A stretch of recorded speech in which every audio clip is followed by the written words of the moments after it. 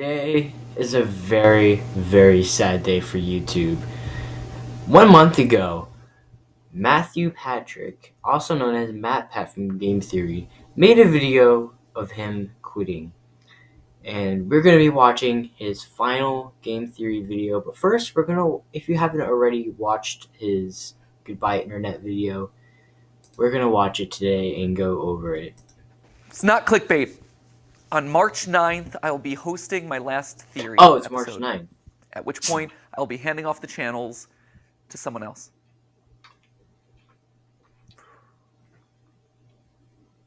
There it is. That's it. Send tweet. We're all done here. That's all you need to know, right? Oh, wow. Forgive me, by the way, if I'm a little bit more disorganized than usual. Normally, I would want to script out something like this pretty precisely. Right. But with an announcement like this, I wanted to bring it back to just us. There's no one else in the room. There's no teleprompters. There's no nothing. It's just the way that this whole thing started. It's a conversation between us. And sorry that I keep getting emotional about this. I'll try not to, but it's a big deal.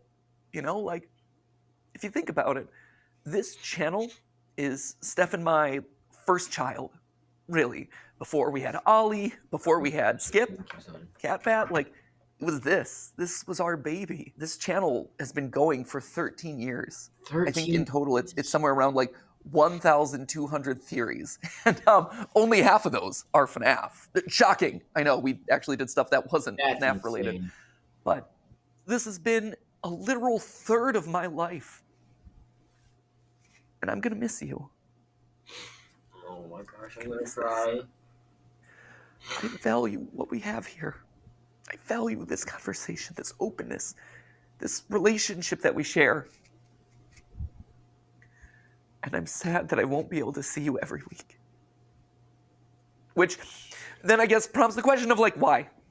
Why am I doing this now? Why am I making this announcement today? Why am I walking away from the channels? Well, to be honest, it was Tom Scott. You can blame Tom Scott. Tom just did his farewell video, and I'm like, well, he was able to do it. I want to be able to fly away in a helicopter. Obviously, that's not it. But really, my reasons for making this announcement today is probably largely the same as Tom's reasons, or Seth Everman's, or Captain Sparkles, or Papa Meats, or Stampy Longheads. Like, there's a lot of these videos that are coming out these days, and there's going to be a lot more happening throughout this year. Steph and I have known this video would be coming for the last 3 years. We weren't sure it was necessarily going to be today.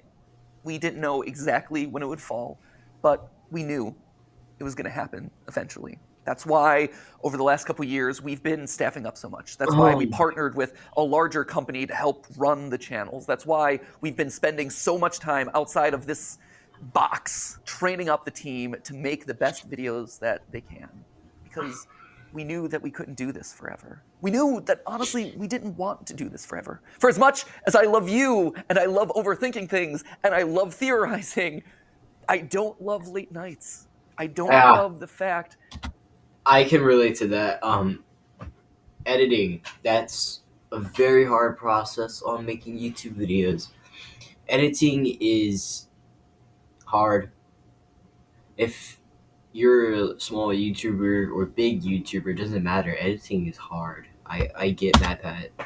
That Steph and I have been work first for over a decade. Where I'm sitting down at dinner with my best friend and we're talking about business logistics. Or we're talking about animatronic toes. I miss the days where I could just sit down on the couch with her and play video games, and it's not for content. That's true. I'm playing a game and I'm not thinking about what theories are going to come out of that. I miss it. So that's a big reason. That was a big one right there. But also just the internet's changing. My life has changed. The internet is changing. You see, why all these YouTubers keep quitting is because they have all these new videos coming out, like YouTube Shorts, and nobody's really watching people like MATPAT anymore. No one wants to listen to someone yap for 10 minutes. They want to listen to somebody yap for 50 seconds. You see what I mean? It's hopeless, guys. In the last 13 years. I mentioned Ollie before. He's the coolest little dude, and he's getting older by the minute. And I watch him, and he has so much fun. And he is so much smarter than I was when I was his age. He also probably knows the FNAF lore better than I do, which is a problem that I should probably address at some point. But honestly, I want to be able to spend more time with him. Another sad fact of the matter is I'm getting older. I'm 37 now. Oh, The other day, I actually had to Google my own age. And you know that when you have to start like doing math in your head to calculate how old you are over the hill, my friends. Though to be fair, to my credit, I think I'm like the only 37-year-old out there who has an unironic appreciation of Skibbity Toilet. Then again, yeah, maybe that's the problem. that's true. Maybe that's not a good thing. And honestly, because this is all about us being honest, there is a bit of a selfish side to this. When you think about it, there's only really two ways to step away from a YouTube channel. You either just decide the day that you stop uploading and you're like, I'm done, or you just keep uploading videos from now until the heat death of the universe, and you watch as your relevance slowly dies or your passion slowly dies. And for me and my journey in this place, I always wanted to go out on a high note.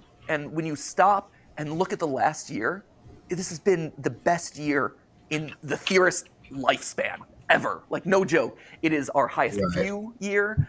It is the year where we launched Style Theory and immediately put our foothold in a brand new space, and that took off, and now we're one of the top style and fashion channels on YouTube. And that kind of completes the trifecta of, hey, we now have a top channel in 4 different verticals that are completely different, and no other YouTuber really has ever been able to do it to that scale. That's amazing. This is also the year where I was able to meet you guys at our Broadway show. I was able to play at the PGA and show that, hey, YouTubers aren't particularly good at golf, but they can make your event relevant for like a couple of minutes. It was also the year that I got to host the Streamy Awards, and it wasn't cringe. I mean, to be fair, the Streamy Awards are always a little bit cringe, but it was the right amount of cringe. When I pull up videos of all my favorite creators, and I watch them, and all of a sudden I start hearing people just casually dropping, that's just a theory. It's just a theory, a game theory. Now, this is just a theory, people. At the end of the day, it's just a game theory. That's just a theory.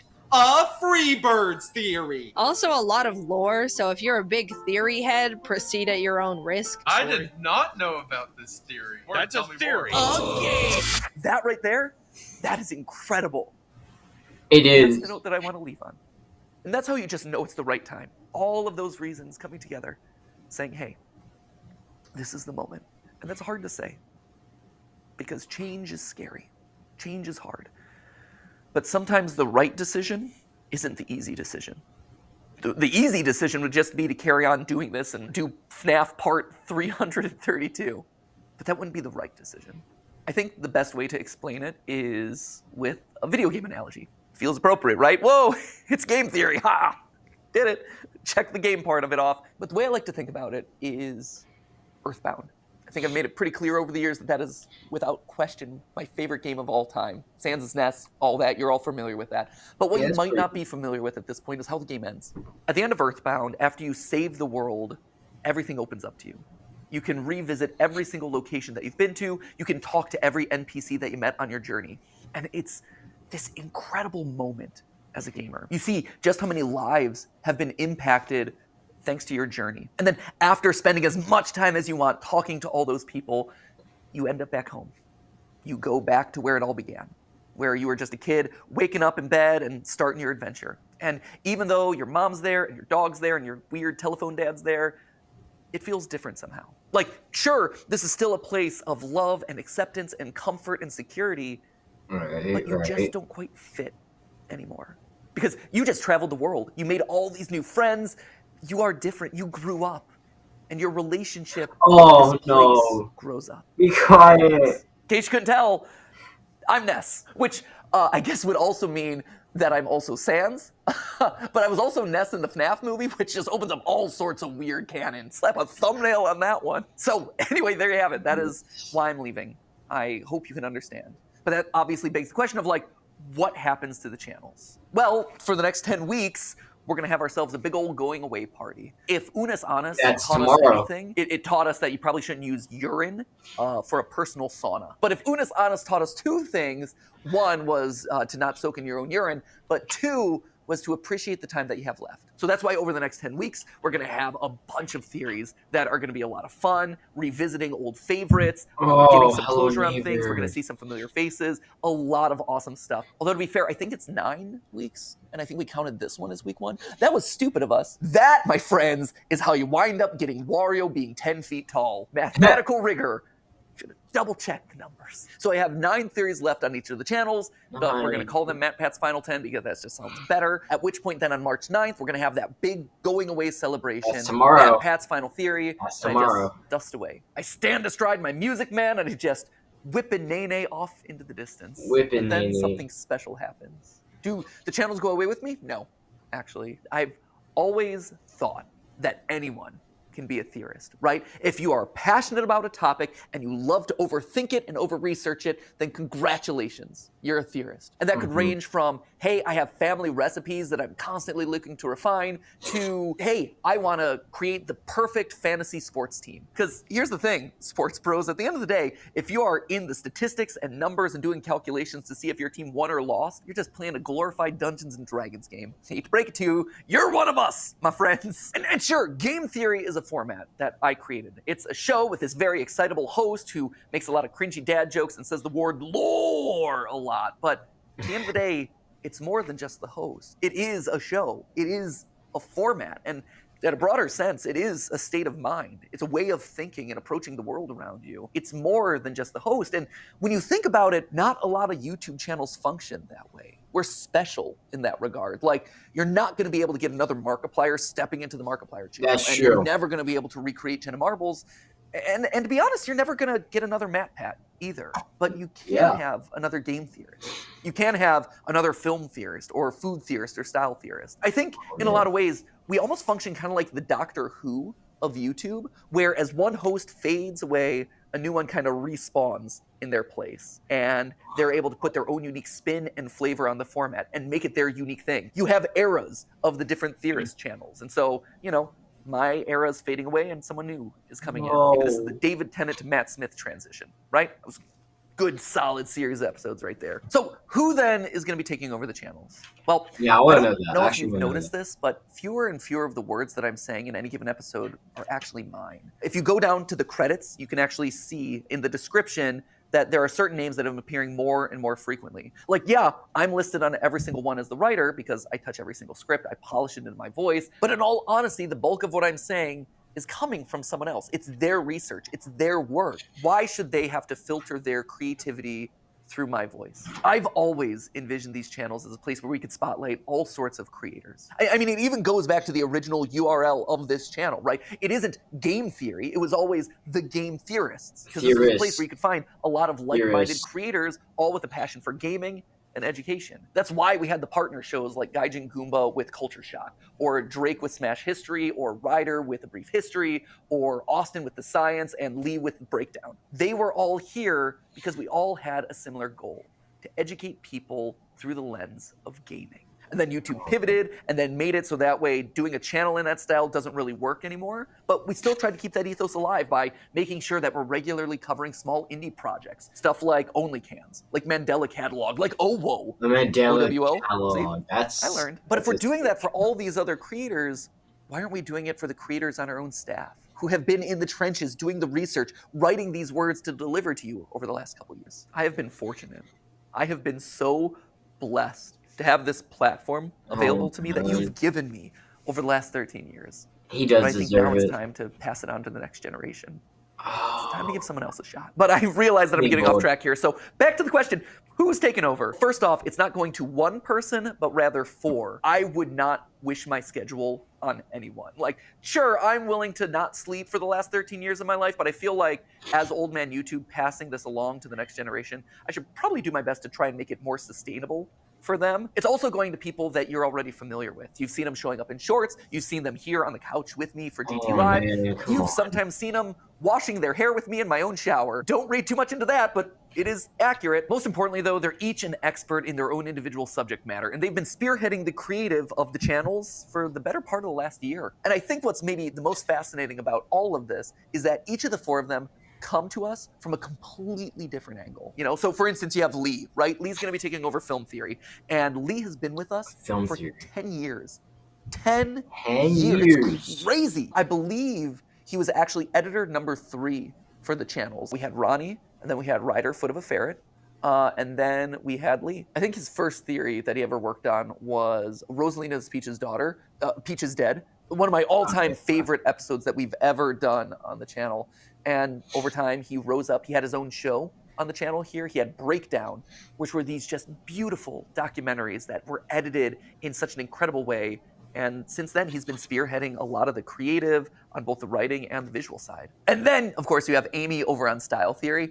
And Amy is actually a very different case here. When she first approached us, I think it was 6 years ago, she didn't know about the channels. All she knew was that she wanted to learn everything that she could about digital video, and that Theorist was kind of the place that you went to learn that stuff. Like, we were the best when it comes to analytics and optimization and programming and things like that. She got in and she just devoured everything that we threw at her. So much so that she eventually got to the point where she was so good that she was consulting the largest mobile game company in the world based off of the stuff that we were working on here in studio. That's incredible. insane. And all of that while being responsible for packaging somewhere around like 500 episodes across all the channels. And then she helped me and Steph brainstorm Style Theory for 2 years before the channel eventually launched, hoping that maybe one day she would be able to rise into the hosting role for it. And now here it is. And then, of course, you have Santi and Tom. Santi over on Food Theory and Tom over here on Game Theory. And interestingly enough, they both grew up watching Game Theory. We were their childhood show, which, to be fair, just shows how old we are. Santi would eventually go work at Mythical with Rhett and Link before coming here, where he is bravely spearheading Food Theory and letting me mercilessly make fun of all of his recipes.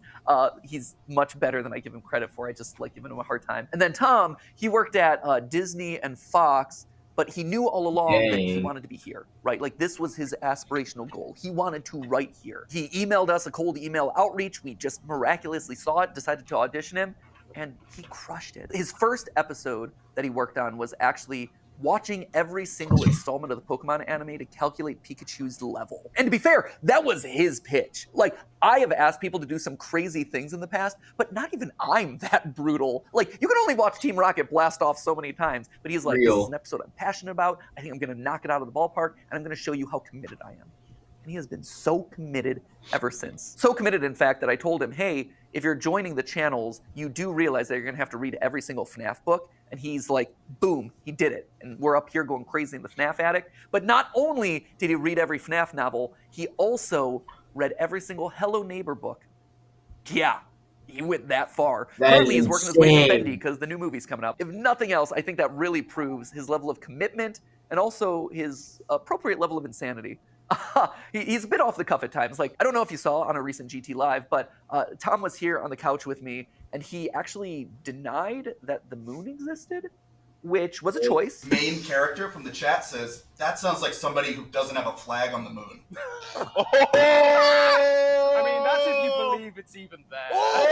The moon? I don't think he actually believes that, but if he does, we're going to get some weird Majora's Mask theories. Let me tell you, when I go out at this point, I am recognized at least 5 times. It's crazy. It's a really high number at this point.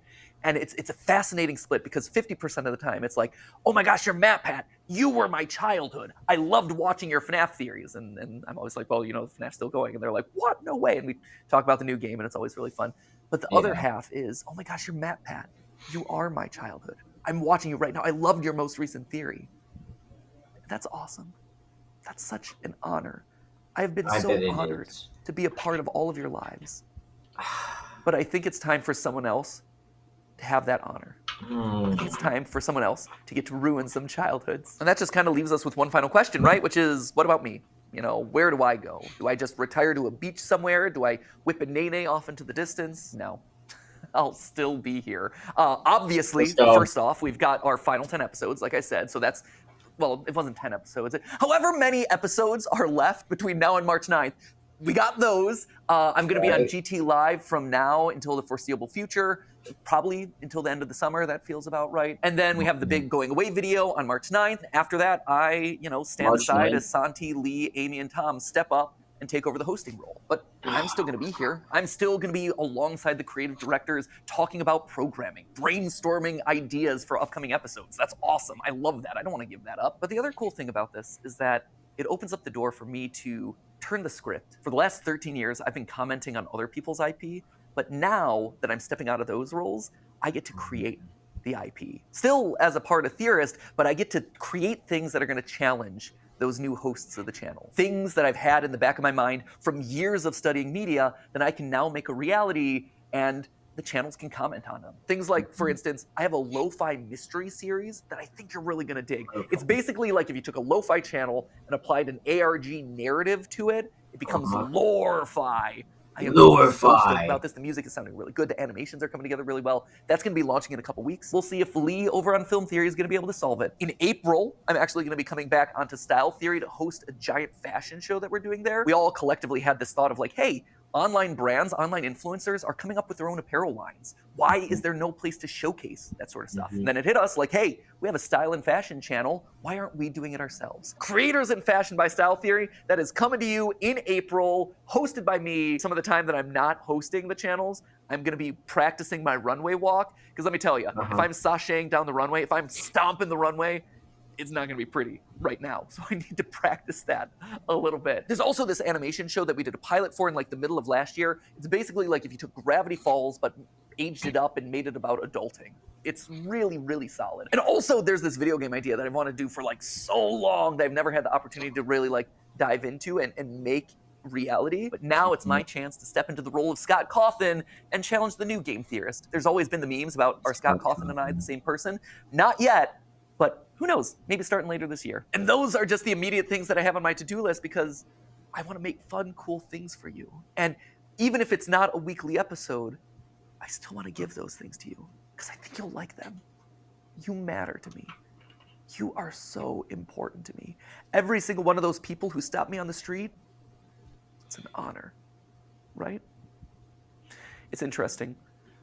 Because of this whole transition, I've been thinking a lot about my time on these channels and the evolution that we've gone to together. In the beginning, right, I was kind of like the edgy older brother where I would talk about like, oh, did you know that Link is dead? And let's make some boob jokes. And then at a certain point, I evolved into DadPat, right? I became a little bit more mature. I had the team around me. I had to be more careful about who I was saying was dead on a regular basis. Instead of talking about boobs, I ended up talking about Luigi's bulge. That felt like the right decision. At this point, I think I'm kind of evolving into a grandpa Pat, for lack of a better term. No. And just like your grandparents, hopefully cool grandparents, but just like a grandparent, you don't get to see me all the time. And I don't get to see you all the time. And maybe we call and talk to each other every once in a while. But at the end of the day, that grandpa loves getting to see you. Maybe he shows up at a special event. Maybe he shows up at a holiday. Maybe he shows up at the Theory Wear fashion show. Who knows? But he so looks forward to seeing you. And the love that he has for you, it doesn't go away. That grandpa is so proud of you. And he cherishes the relationship that you've had so much. And he is so honored to be a part of your life, to have been a part of helping you grow and helping you experience the world. And he looks forward to seeing you at the next event. And if you see him on the street, we'll hang out. And hopefully he brings you cool, fun gifts. I know this is going to sound cheesy. And I know the internet will probably rake me over the coals for crying for one, but I'm crying right now. I do. You're not just numbers. You're not just ad impressions. You're not just merch sales. What you have done for me, and from everyone I talk to, what I've done for you is special. It's special. When I was in middle school, I had this goal of making the world a better place because I had been a part of it.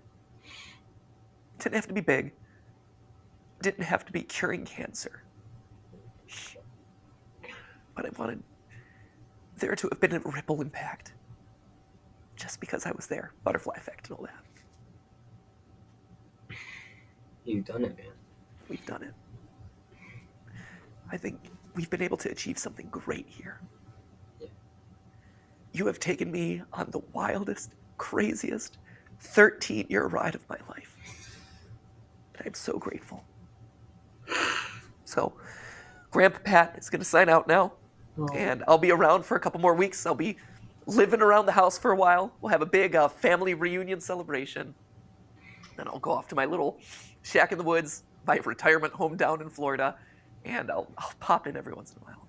Anyway, at this point in my notes, I had it written that we're going to start a countdown clock of that final 10 episodes, final 9 episodes. So start that.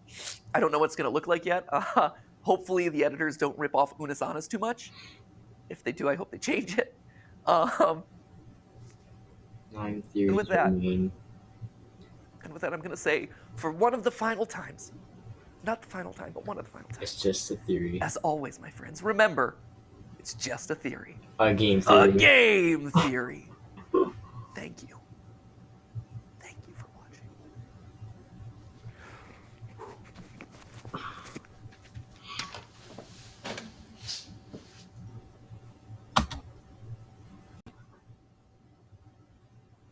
Well, I guess what we have to say about this is there's always a time in life where things just go, things just pass on. 2024 just started and it's gotten this crazy. I think the reason why every YouTuber is leaving is because of the rise of YouTube Shorts. Nobody's watching Markiplier's videos anymore or MATPAT's videos. Everyone just wants to watch YouTube Shorts. So I'm pretty sure that makes everyone's channel start dying. So they kind of have to retire, and that's just naturally. That's just naturally. It's the end of the golden era of YouTube. It sucks. I know it's hard for me to make music videos now because I make gaming videos that's like Markiplier, it's as long. It's that normal length, 20, 30, even 40 minutes. Have you seen my Red Dead Redemption videos? Oh yeah, those are kind of long. But yeah, nobody's watching long form content anymore, and it's kind of hard to make new videos. I'm still pushing it though. I'm still trying to reach 1,000 subscribers, even higher than that. Tomorrow will be the day MatPat leaves for good. He'll come back on the GT Live, but I don't know.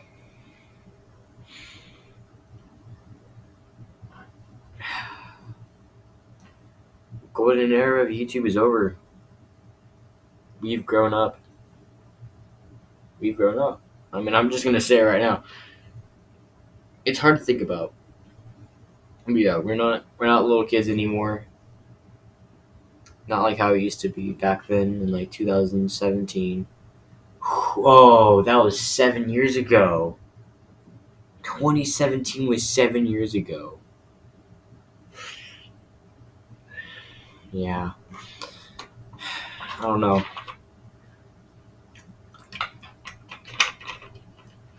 I'm still thinking about making videos, yeah. I'm still thinking about making videos. I'm not gonna quit. Yeah, okay, if y'all guys thought I was gonna quit, if y'all guys thought I was gonna stop making YouTube videos, ooh, you're wrong. Mm-mm. Ooh, my camera's lagging. Okay, but yeah, you're wrong. If you thought I was quitting YouTube, no, I'm never gonna quit YouTube. Until I get old, yes. I mean, there has to be a time where I have to quit YouTube. But, yeah, it happens. It happens. But, I'm gonna let y'all guys go and watch some other videos if you want. Like, go onto your Skibbity Toilets or your Baldi's Basics. But yeah, that's it for me. Goodbye, adios, arrivederci.